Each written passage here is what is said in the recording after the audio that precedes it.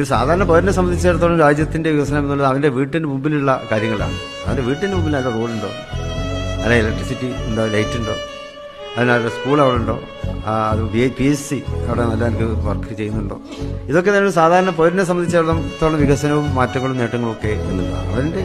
അവൻ രാവിലെ എണീച്ചു വന്നാൽ അവൻ്റെ കൺമുമ്പിൽ കാണുന്ന അവൻ്റെ പ്രദേശം, ആ പ്രദേശത്ത് ഉള്ള മാറ്റങ്ങളാണ് ഓരോരുത്തരെയും സ്വാധീനിക്കുക. അപ്പോൾ ആ പ്രദേശവുമായി ബന്ധപ്പെട്ടുള്ളവരാണ് നിങ്ങളെല്ലാവരും. അപ്പോൾ ആ കാര്യത്തിൽ അവൻ്റെ മനസ്സിനെ തൃപ്തിപ്പെടുത്തുക എന്നുള്ളത് തന്നെയാണ് നമുക്കൊക്കെ ചെയ്യാനുള്ളത്. പിന്നെ വികസനമൊക്കെ വരുമ്പോൾ നമ്മുടെ മണ്ണിനെയും മനുഷ്യനെയും ഓർക്കണം.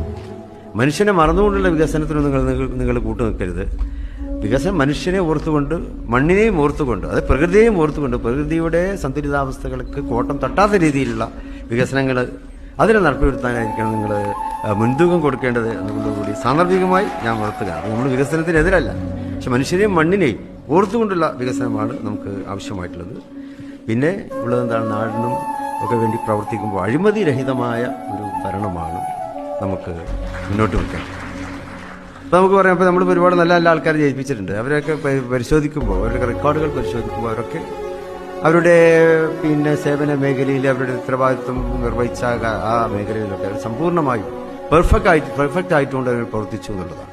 പ്രത്യേകിച്ച് അഴിമതിരഹിതമായ ഒരു ഭരണമാണ് മുസ്ലിം ലീഗിൻ്റെ എല്ലാ ഭരണ മേഖലകളിലും നമുക്ക് ഉണ്ടാക്കുവാൻ കഴിഞ്ഞിട്ടുള്ളത് എന്നുള്ളതും ഈ തെരഞ്ഞെടുപ്പിൻ്റെ വിജയത്തിന് കാരണമായിട്ടുണ്ട്.